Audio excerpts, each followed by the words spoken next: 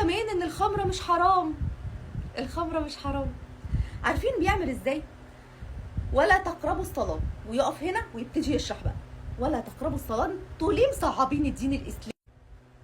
وليه كابتين على الناس كده؟ ده انتوا ناس وحشه جدا. الا تقربوا الصلاه اهو. ساب وانتم سكارى.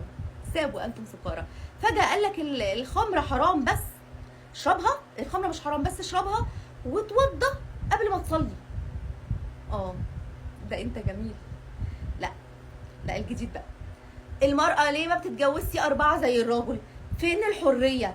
فين الدين اللي بيدعو للحرية؟ فين ولكم دينكم ولي دين؟ مش ده الحرية؟ المرأة ليه ما تتجوزش من 4 حضرتك؟ والله دي بتتجوز واحد وبتبقى كارهة الدنيا باللي فيها. وحضرتك روح بس كده على الواحد اللي متجوزاه محكمة الأسرة، هتلاقيها خلعاه 60 مرة قبل كده. ايه حضرتك؟ روح للي متجوز 4